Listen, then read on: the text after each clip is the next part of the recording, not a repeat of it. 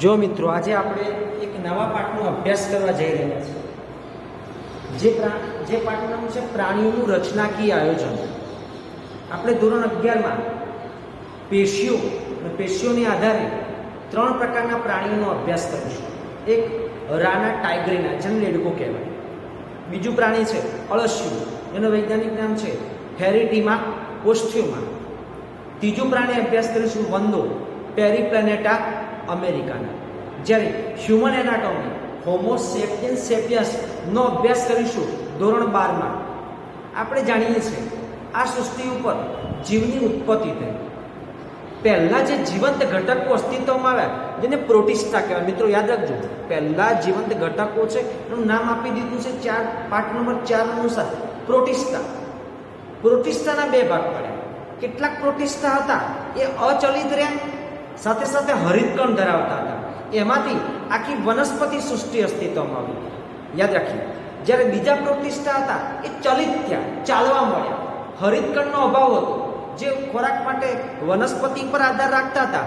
એમાંથી પ્રાણી સૃષ્ટિનું અસ્તિત્વ માટે આ વિશ્વની પ્રાણી સૃષ્ટિ હોય કે વનસ્પતિ સૃષ્ટિ હોય, અસ્તિત્વ તો શામાંથી આવ્યું છે? તો એક કોષી પ્રોટિસ્ટામાંથી. તમામ કોષ એક જ કામ કરે. તમે જાણો છો પ્રજીવ હોય જેમાં અમીબાનો સમાવેશ કરી શકાય વગેરે વગેરે. જ્યારે ત્યારબાદ બહુકોષી, પણ શરૂઆતના બહુકોષી હતા. કોષો ભેગા થયા ખરા, પરંતુ દરેક કોષ સ્વતંત્ર કામ કરતો હતો. અને જો સ્વતંત્ર કામ કરે તો એ પોતપોતાનું કામ કોષ કરતો હોય તો એને સાચા બહુકોષી તરીકે ઓળખવામાં આવતા નથી. જે સછિદ્ર સમુદાયના પ્રાણીઓ છે એ સાચા બહુકોષી નથી. આ સછિદ્ર સમુદાયના કોષો અનેક છે, પણ દરેક કોષ સ્વતંત્ર કામ કરે. જેને આધારે 2 પ્રકારના પ્રાણીઓ બને.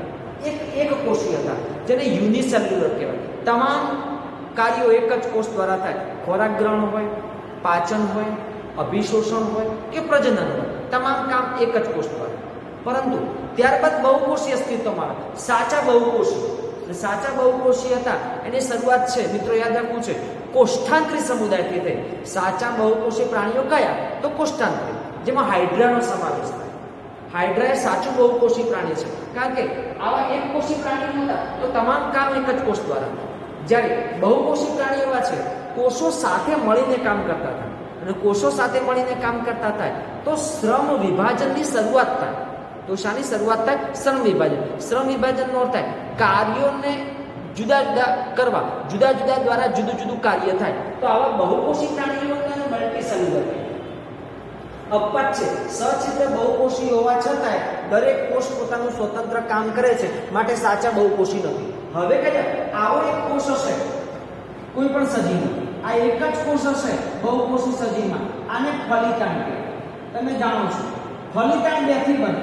એક નર પ્રજનન કોષ, બીજો છે માદા પ્રજનન કોષ. યાદ રાખજો મિત્રો, આ બંને ભેગા થઈ જાય નર પ્રજનન કોષ અને માદા પ્રજનન કોષ. ત્યારે શરૂઆતમાં બને છે ફલિતાંડ, એક કોષી છે. આ એક કોષી ફલિતાંડમાં સમવિભાજન પ્રકારનું વિભાજન થાય અને બહુકોષી પ્રાણી અસ્તિત્વમાં. આ જે બહુકોષી પ્રાણી અસ્તિત્વમાં તો આવ્યું છે શામાંથી? એક જ કોષમાંથી અસ્તિત્વમાં આવ્યું છે. પણ એ જે ક્રિયાથી બહુકોષી પ્રાણી બન્યું છે આને કહી શકાય સમવિભાજન પ્રકારનું કોષ વિભાજન. અને આમાં કોષ વિભાજન થશે.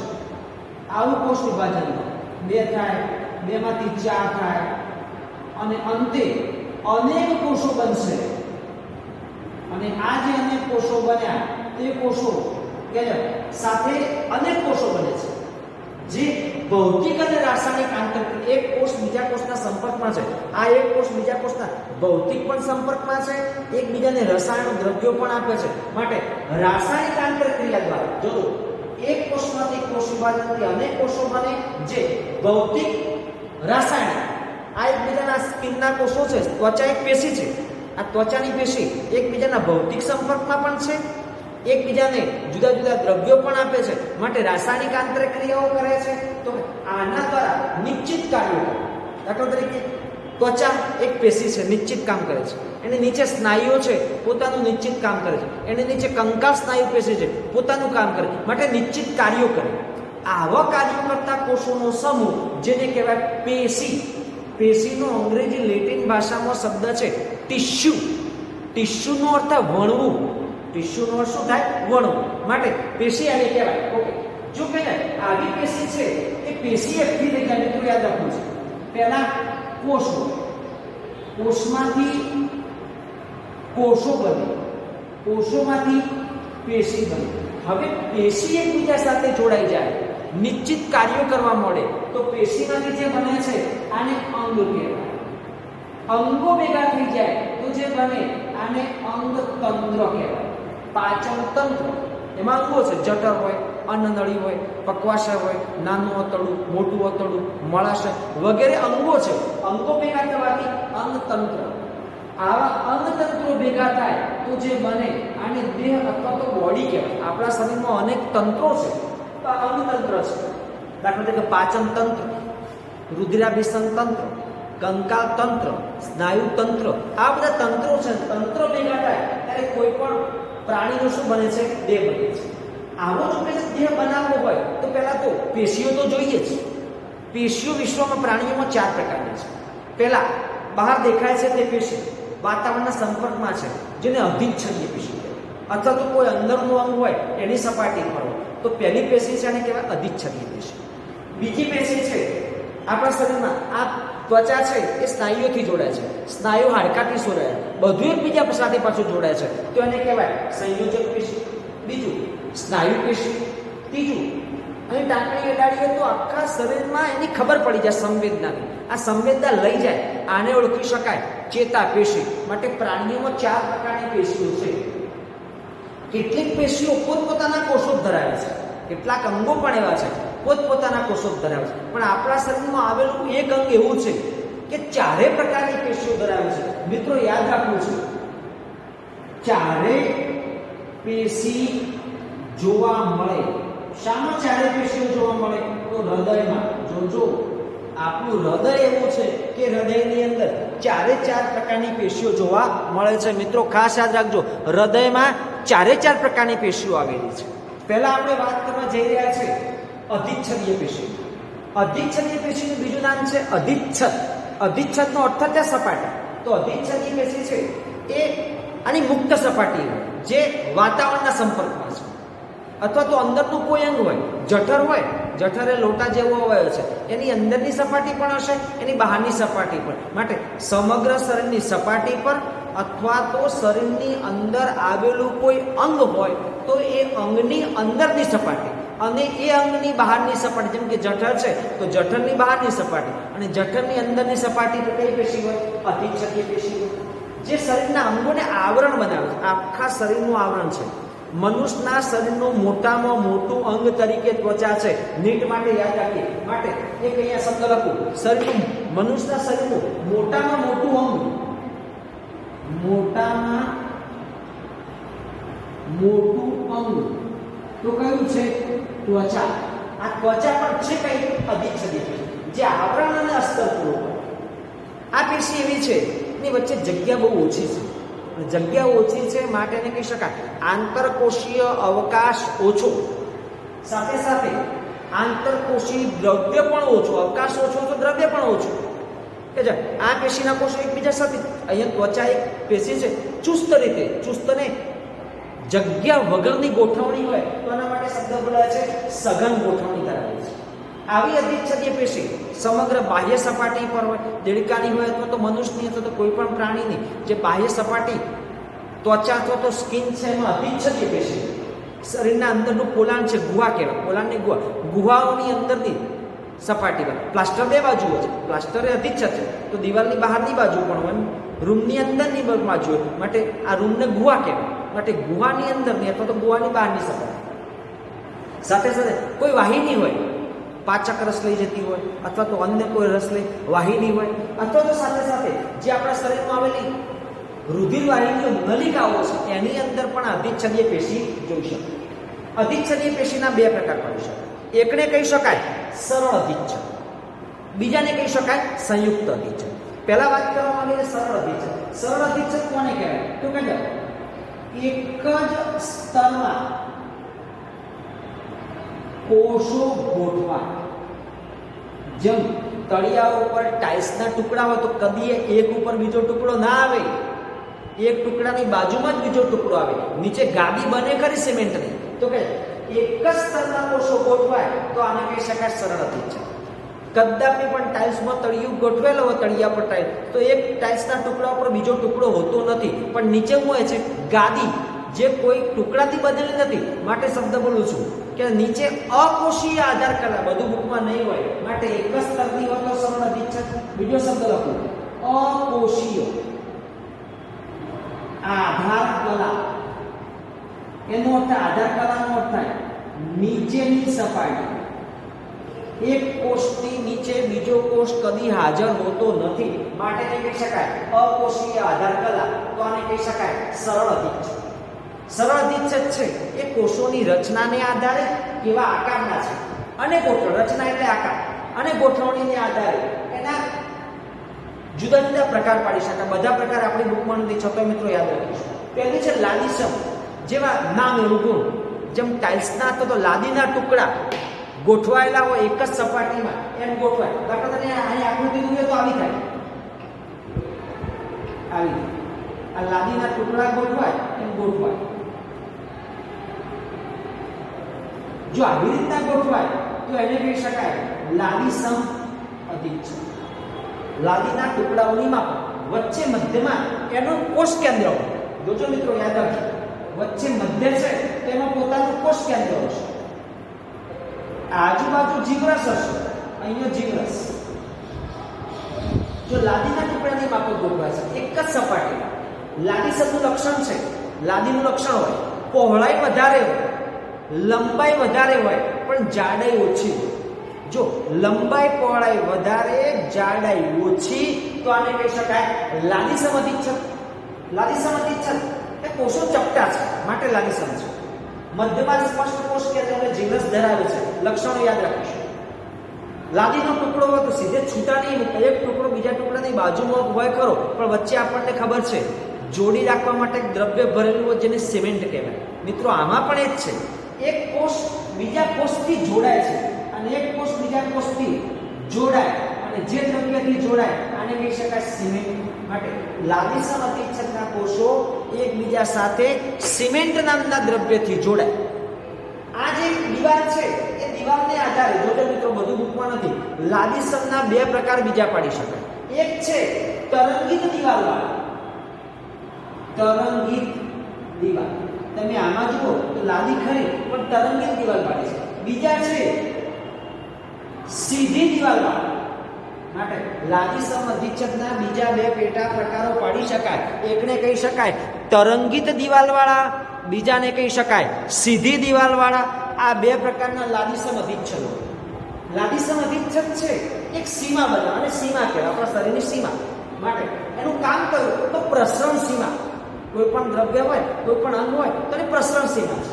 ક્યાં જોઈ શકાય તો રુધિર વાહિનીઓ અને ફેફસાની અંદર વાયુકોષ છે, જેને એર ચેમ્બર કહેવાય.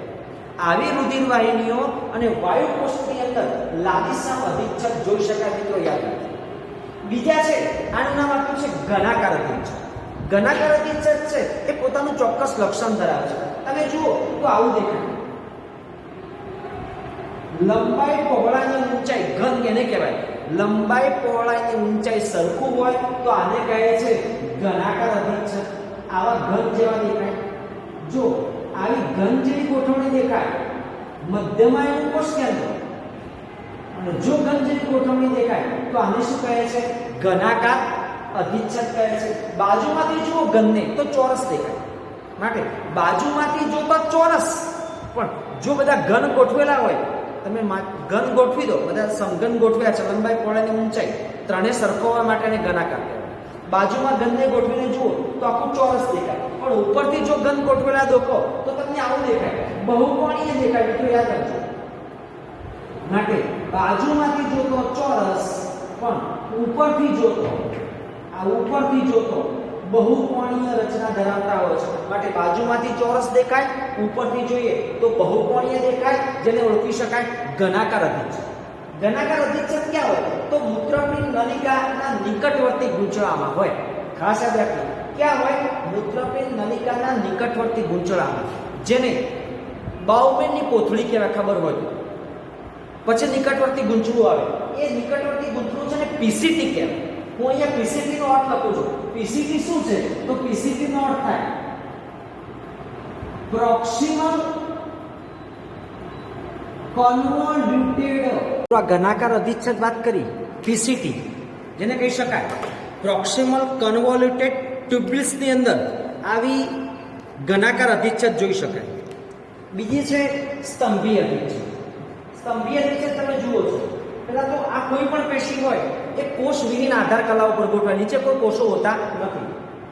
આ પેશીમાં લંબાઈ વધારે, એની પહોળાઈ ઓછી, લંબાઈ અથવા તો ઊંચાઈ વધારે, પહોળાઈ ઓછી, થોભલા જેવા ગોઠવાતા કોષો દેખાય માટે એને કહી શકાય સ્તંભીય અધિચ્છેદ.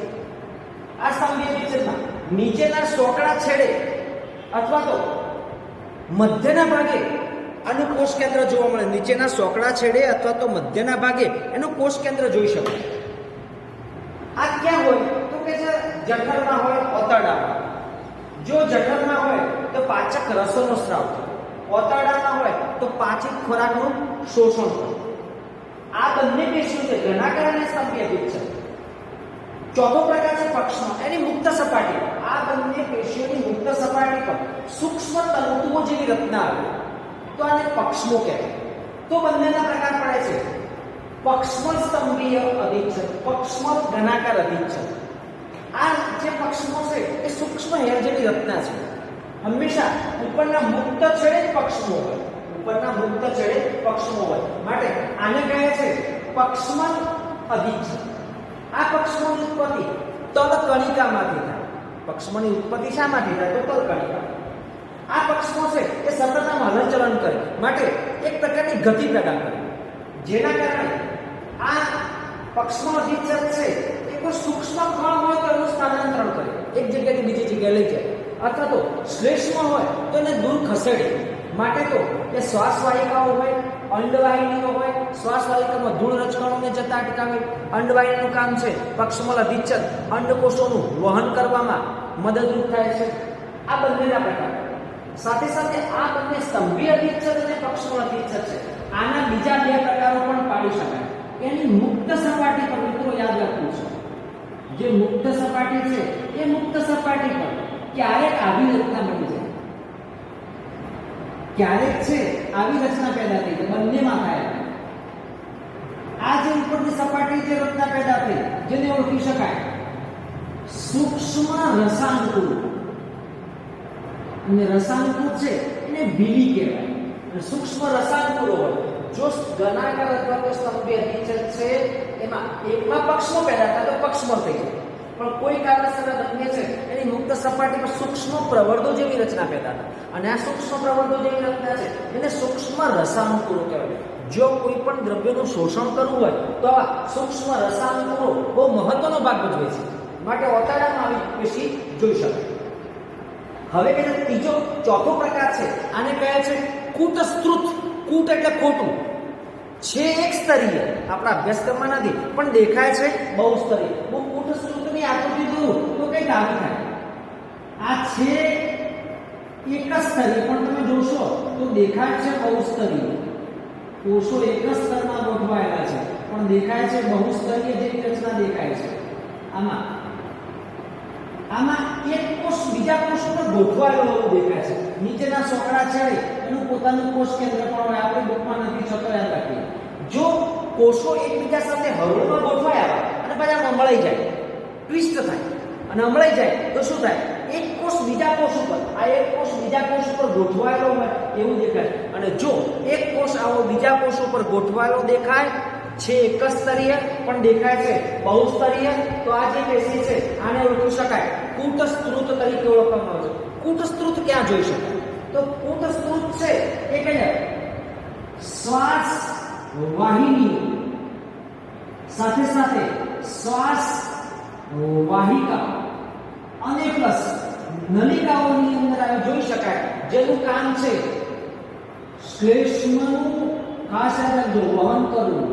આપણા નાકની અંદર તો શ્વસન માર્ગમાં જે શ્લેષ્મ પેદા થાય છે એને સ્ફુટમ કહેવાય, ગળતો કહેવાય. આનું વહન કરવું હોય તો કૂટસ્ત્રુત મહત્વનો ભાગ ભજવતી જોવા મળે છે.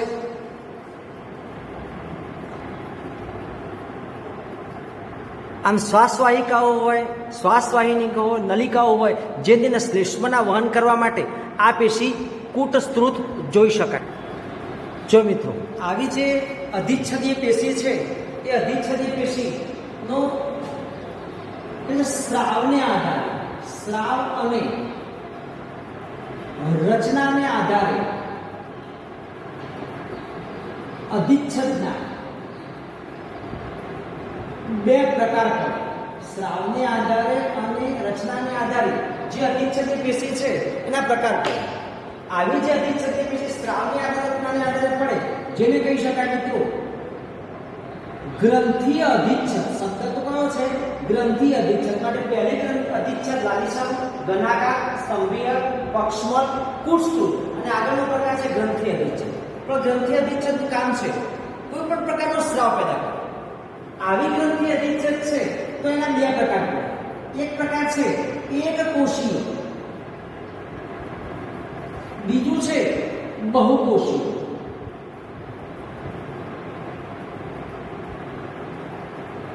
એકકોષીય ગ્રંથીય અધિચ્છદ, બહુકોષીય ગ્રંથીય અધિચ્છદ, આવા બે પ્રકાર. જો એક જ કોષ સ્રાવ કરે, જો એક જ કોષ સ્રાવ કરે, એક જ કોષ દ્વારા, એક જ કોષ દ્વારા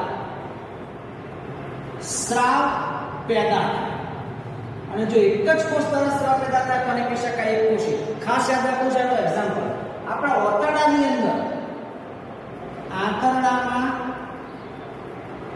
શ્લેષ્મનો સ્રાવ કરતા શ્લેષ્મ સ્રાવી કોષો, એનું બીજું નામ છે ગ્લોબેટ કોષો. મિત્રો યાદ રાખજો, શ્લેષ્મ સ્રાવી અથવા તો ગ્લોબેટ કોષો છે એ એક કોષી છે. આમાં તમે જોશો તો કે એક જ કોષ છે, એ એક જ કોષ કોઈ સ્રાવ પેદા કરતો હશે. આવો એક જ કોષ છે એ સ્રાવ પેદા કરતો હશે, અને એ સ્રાવ છે એ સ્રાવ બહારની બાજુએ રેલાય.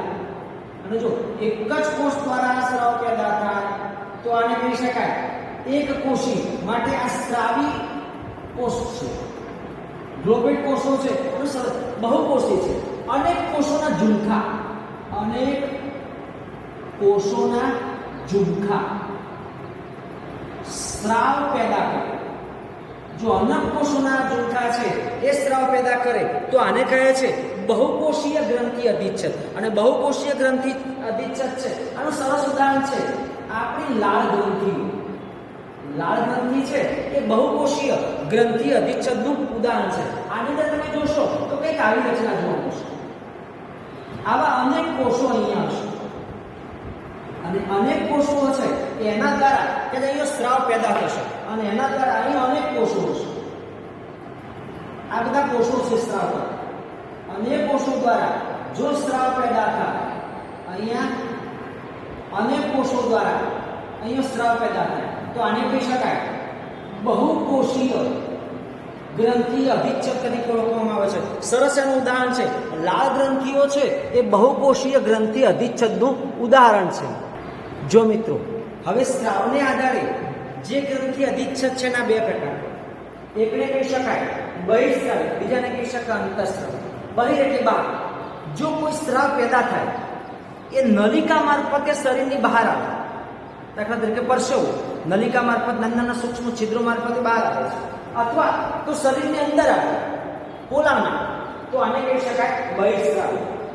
હંમેશા આ જે બહિર્સ્રાવી છે આને કહે છે નલિકામય ગ્રંથિઓ. યાદ રાખજો, નલિકાઓ દ્વારા આનું વહન થતું હોવાથી બહિર્સ્રાવીને કહે છે નલિકામય ગ્રંથિ.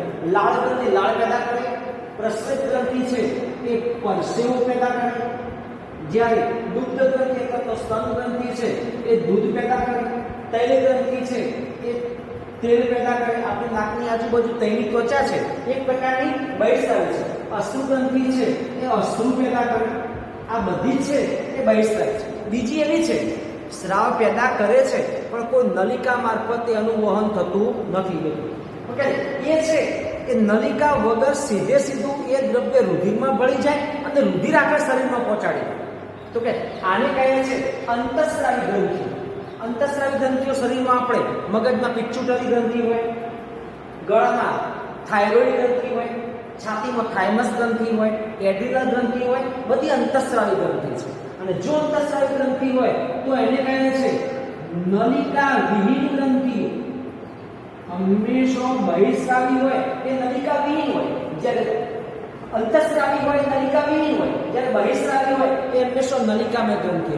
કો તો નલિકામય, કો તો નલિકા વિહીન. નલિકામય હોય તો બહિસ્રાવી, નલિકા વિહીન હોય તો અંતઃસ્રાવી. પણ આપણા શરીરમાં અપવાદ સ્વરૂપ એક ગ્રંથિ એવી છે, નલિકામય પણ છે અને નલિકા વિહીન પણ છે. ખાસ યાદ રાખવું છે, જે સ્વાદુપિંડ છે, આ સ્વાદુપિંડ નલિકામય પ્લસ નલિકા વિહીન ગ્રંથિ છે. જો નલિકામય છે તો એના માટે શબ્દ બોલી શકાય બહિસ્રાવી. જો નલિકા વિહીન છે તો એના માટે શબ્દ મૂકી શકાય અંતઃસ્રાવી. મિત્રો યાદ રાખવું છે, બહિસ્રાવી તરીકે એ પાચક રસો પેદા કરે અને પાચક રસ છે એ નલિકા મારફતે વહન થઈ અને પાચન નાકના પોલાણમાં ઠરે. અંતઃસ્રાવી ગ્રંથિ તરીકે એમાં આવેલા કેટલાક કોષો છે, યાદ રાખીએ, લેંગર હાન્સના કોષ પુંજ, અને એના દ્વારા જે પેદા થાય છે અંતઃસ્રાવ. માટે બંને તરીકે કામ કરતી કોઈ ગ્રંથિ હોય તો તેને સ્વાદુપિંડ તરીકે ઓળખવામાં, જેને પેન્ક્રિયાસ કહેવાય, અંતઃસ્રાવી પણ છે અને બહિસ્રાવી ગ્રંથિ તરીકે વર્તે છે. આ રીતના અધિચ્છદીય પેશીના જુદા જુદા પ્રકારો પાડી શકાય.